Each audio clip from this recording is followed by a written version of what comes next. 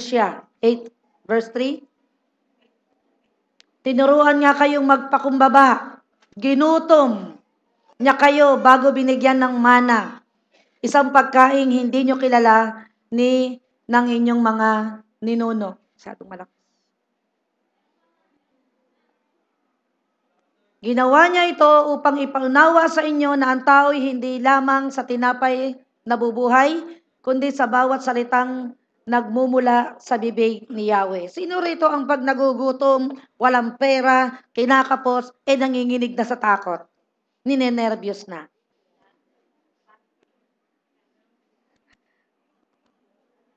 Alam niyo po ba itong pag-aaralan natin, Ito ay nagkaroon ng tagutom sa kanilang lugar at ang ginawa niya pong desisyon, siya ay lumayo sa Panginoon. Kaya nga po itong Deuteronomy 8:3 na ito, maging basehan natin na kapag po pala may nangyayaring taggutom, kakapusan, problema sa tahanan, meron pong itinuturo ang Diyos. Ang sabi rito, dinutom tayo ng Diyos para turuan tayong magpakumbaba. Ibig sabihin, mataas ang pride mo. Kapag ikaw ay nakakaranas na ng taggutom, kakapusan, problema, sakit at karamdaman, huwag kang manisay ng kung sino-sino. Check your heart. Ask the Holy Spirit, what is the problem? To me. Hindi dun sa kasama mo, kundi to me. No? Kapag wala na nito, wala nang gas, wala pang bigas, wala na lahat, bakit ganun? Di ba? Dito, sinabi ng Panginoon, tinuturuan daw tayong magpakumbaba. Kaya sabi, ginutom. Sino ang gumutom sa atin? Diyos. Kasi nga, gusto ng Diyos magpakumbaba. Paano ba magpakumbaba?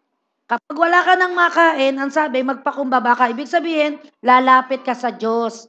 Hindi ka lalapit sa kapitbahay, hindi ka lalapit sa Bombay, hindi ka lalapit kung kani-kanino.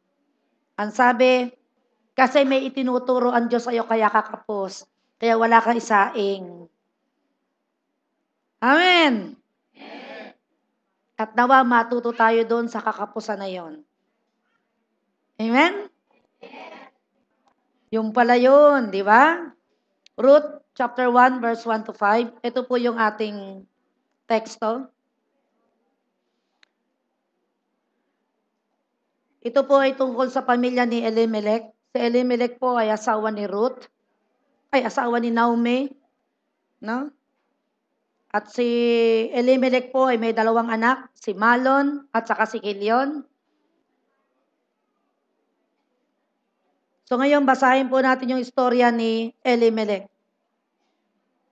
Na sa kanyang maling desisyon, tingnan niyo po ang nangyari. Sabi rito, nang ang Israel ay pinamumunuan pa ng mga hukom, nagkaroon daw ng taggutom sa buong bayan. So nagkaroon ng taggutom saan? Sa Israel. Kaya't ang mag-asawang Elimelech at Naomi na taga Bethlehem, Judah, ay pansamantala munang nanirahan sa Moab. Kasama ang kanilang mga anak na si Malon at Kilion. Ang pamilyang ito ay mula sa angkan ng Ephrata. Ibig sabihin, tingnan niyo po, si Elimelech po at si Naomi ay mga Israelita. Elimelech means, ang ibig sabihin po ng pangalan na yan, God is my King. And then, ang Bethlehem po, ang ibig sabihin niyan ay house of bread. Pero ano ang ginawa ni Elimelech kasama ang kanyang asawa at 2 anak? No? Verse 3, ang sabi dito, namatay sa Moab. Naku, si Elimelech at naiwang byuda si Naomi, ang 2 nilang anak, ay nakapag-asawa naman ng mga Moabita, sina Orpa at Ruth, ngunit pagkalipas ng 10 taon, namatay rin si Malon at si Kilion, kaya't si Naomi ay naulila sa asawa at mga anak. Pansinin po ninyo rito, in one decision, na dahil sa takot magutom, umalis kasi sa Bethlehem, na tinatawag na house of bread. Pumunta saan? Sa ibang bayan. sa Moab. Ang Moab po ay kalaban po yan ng Israel. Yan pong mga Moabita na yan po yung lahi ni Lot. Ito po yung mga lahi ng incest. Di ba po si Lot, ang inasawa niyan ay yung 2 anak niyang babae. So ang kanila pong lahi ay itong mga Moabita at saka Ammonita. No? At dito nagpunta si Elimelech at si Naomi kasama ang 2 anak. Bakit? Natakot magutom. Hello? Marami sa atin takot magutom. Wala nito, wala noon. Ano ang ginawa? Nagpunta doon sa kalabang bansa kung saan galit ang Diyos. Palagay ba ninyo mapagpapala kayo pag andun doon sa lugar na wala ang Diyos? Example na lang po yung anak kong si Yen. Si Yen po ay dapat pupunta po ng Bahrain. Pero dahil excited kami lahat, meron akong anak na mag-abroad, we don't even ask the will of God, na para sa kanya, ang nangyari, ginamit po si Ann, na naginip po siya, meron daw na panaginipan niya, lalaki, nakatago ang kamay, at putol po yung kamay. Ibig sabihin, sabi ko, na-interpret ko agad, sabi ko, it means no work. Kasi hands means work. At kami nag-asikaso pa rin ng papeles ni Yen papuntang Bahrain. Hindi namin inintindi ang panaginip na yon. Nagsalita pa rin po ang Panginoon sa pamamagitan ng ate ko na kukuha doon sa anak ko. Sabi niya, Che, nanaginip ako, ang anak mo namatay daw. So, alam nyo bang napakabuti ng Panginoon? Alam nyo ba nung Old Testament, dahil hindi pa bayad ang kasalanan, kaya ang tindi, patay ng patay. Pero ngayong New Testament, dahil bayad na ang kasalanan, salamat sa Diyos at dinadaan kami sa panaginip. Hindi namatay ang aking anak. Amen? Because God is the same yesterday. Siya yung Diyos din na Elimelech, na siya rin yung Diyos natin. Hindi siya nagbabago ng style. No? Nakita nyo, namatay sila physically. Dahil umalis sila doon sa bansang Israel. Hindi nila nakita na yung palang kakapusan na yon, na yung tagutom na nangyayari, ito ay pagdidisiplina ng Diyos sa kanila. Na ganun din ang sinasabi sa atin ngayon. Na kung nakakaranas kayo ng kakapusan, dinidisiplina ka ng Diyos. Tinuturo ang kanyang magpakumbaba. Amen? Tinuturo ang kanyang lumapit sa kanya. Huwag kang umasa sa sarili mong lakas. May tinuturo ang Diyos sa atin. Amen? No? At itong mga taga-Moab na to, no, sila po yung umakit sa mga Israelita na para sila ay magkaroon ng sexual immorality at idolatry. Ito rin ang umakay. Idolatry means pagsamba sa Diyos-Diyosan. Ang Israelita po ay mayroong Diyos na buhay at makapangyarihan. At naakit niya ang mga Israelita na sambahin ang hindi tunay na Diyos. Kaya galit ang Diyos dito sa mga Moabita. Amen? Kaya nga po dapat matuto po tayo dito sa buhay ni Elimelech. Tingnan niyo si Elimelech, ano? Sa kanyang maling desisyon, kaya mga padre de pamilya at saka mga nanay sa tahanan, iisa na po tayo ngayon, ang nanay at tatay, kailangan magkatuwang yan. Kapag nagdesisyon ng lalaki, kailangan kumonsulta ka naman doon sa asawa mo. No? Na kung merong nangyayaring kaguluhan, that's the time and start to pray. Ask the will of God. Panginoon, bakit po nangyayari sa amin ang kakapusan ngayon? Bakit po wala kaming makain? Alam nyo ba na ang tagutom is a result of sin? Ito ay dahil sa kasalanan. Amen? Dahil sa maling desisyon, sa isang desisyon, may tagutom sa lugar natin, punta tayo sa abroad. Di ba marami nag-abroad? Bakit? Wala chicha. Wala kaon. Kailangan daw nilang lumayo. Nagtitiis na umalis sa pamilya, pumupunta sa ibang bansa dahil lang sa pera. Pero nakikita nyo, marami ang nag-abroad, hindi naman sila namatay physically, but they died spiritually. Dahil napalayo sila sa tunay na Diyos. Amen? Ang hirap. Kaya dapat matuto po tayo dito sa buhay ni Elimelech. So, ang nangyari, dahil siya po ang ama ng tahanan, siya ang unang-unang namatay. And after 10 years, namatay doon naman yung dalawang anak na lalaki. Ang kawawang byuda na si Naomi ang natira. At naging kasama niya yung dalawang kanyang manugang. So, puro babae ang natira. Because of one wrong decision dahil inuna ang tiyan. Takot magutom. Pero dahil sa kanyang takot na mamatay siya sa gutom, namatay naman siya physically. Nakita niyo ba rito? Yung iba kasi, takot ako, magutom, baka ako mamatay. Ito siguro ang nangyari kay Elimelech. Pero, siya ay namatay pagdating sa Moabita, sa Moab.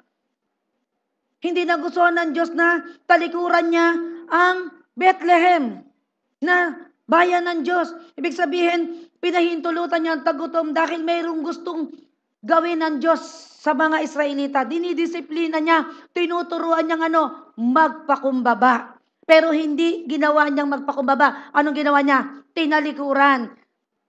Sabi ng Diyos, you cannot run away from me. Kaya namatay.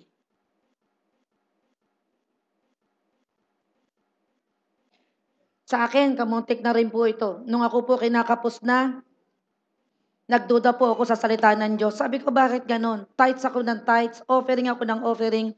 Bakit dumating sa akin ang kakapusan? Bakit dumating sa akin ang sandamukal na utang? Bakit dumating sa akin na nawala lahat ang aking mga sasakyan? Bakit tapos na demanda pa ako? Bakit nangyari lahat yun? At ako'y naghahanap ng masisisi. Pala merong itinuturo sa akin ng Panginoon. At yun ay ang pagpapakumbaba.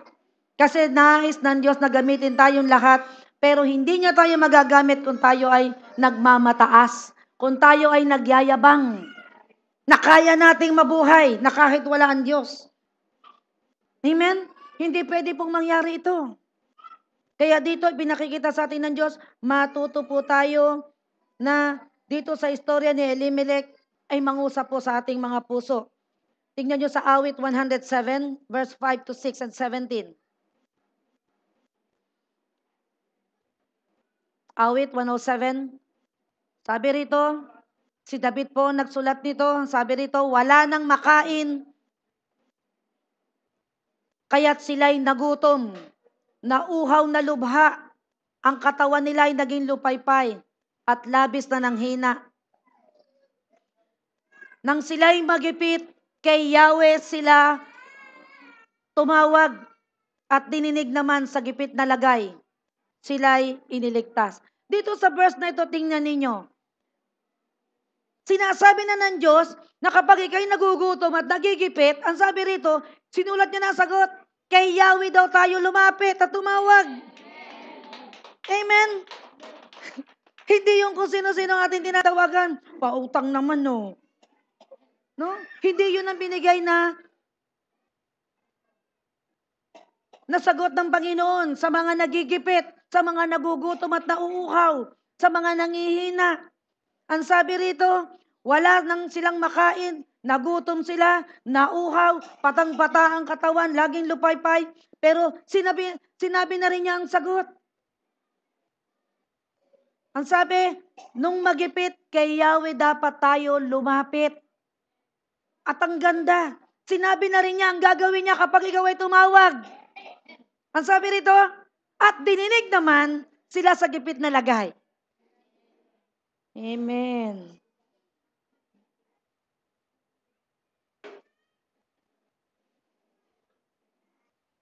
Ngayon ba nalalaman na natin kung bakit tayo nagigipit? Ito'y dahil po sa kasalanan. Marami ang nagigipit ang ginagawa, tumatalikod sa Diyos. Umaalis sa church. Ito po'y tinatawag na Bethlehem. This is a house of bread. Amen? Nandiyan ba kayo? Verse 17. Tingnan nyo to. Sino rito ang nagkakasakit? Ang sabi, may mga nagkasakit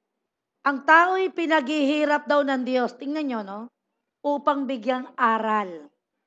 At kanyang pinagdurusa upang mabuksan daw ang alin? Ang pananaw.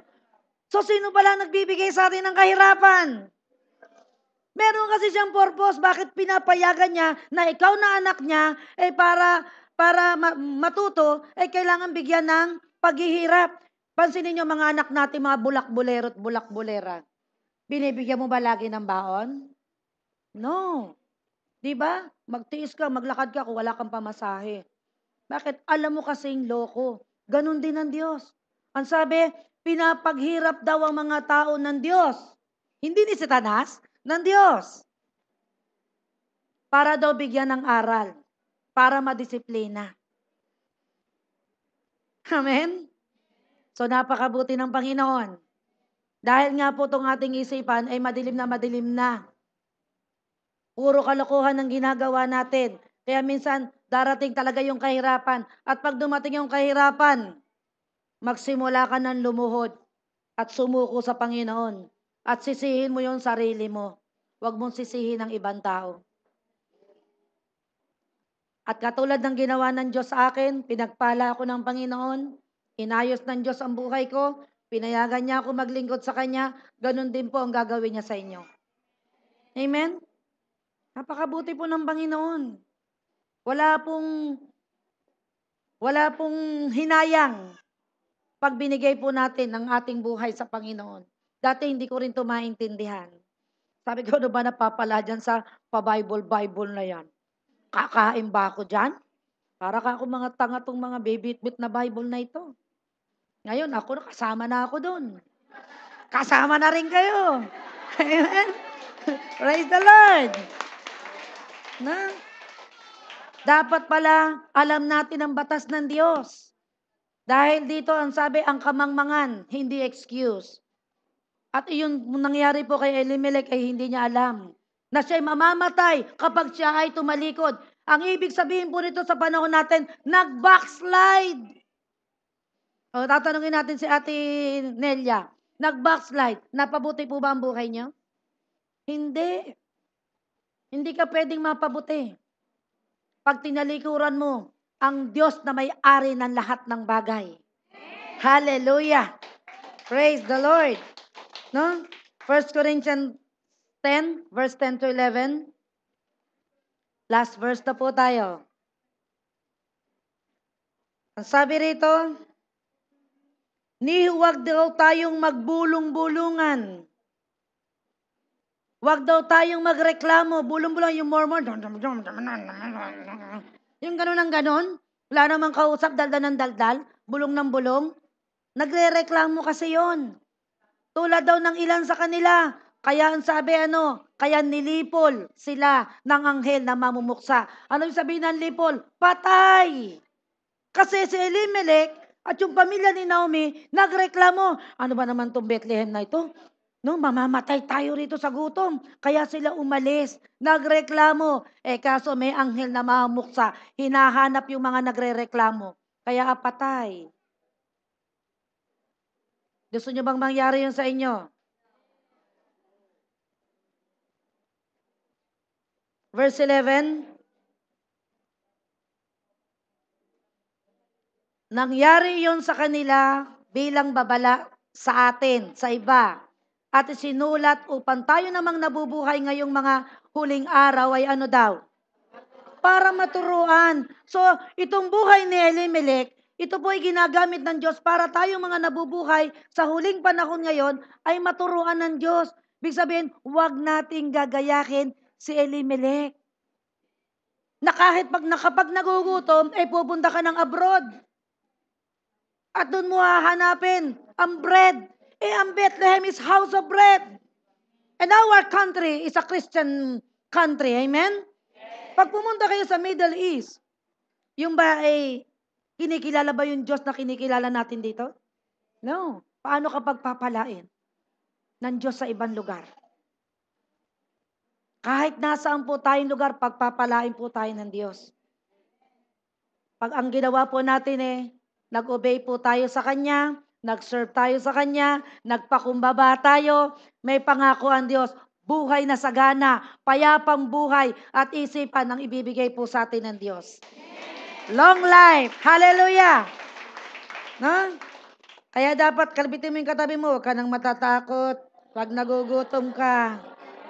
No? Kasi yung iba takot na takot pag nagugutom. Pag gutom na, wala nang pambayad sa Meralco, wala nang pambayad sa Nawasa, lumuhod ka na. Panginoon, inaamin ko nagkasala ako. So kasalanan pala ang dahilan ng kakapusan. Palakpakan po natin ang Diyos. No?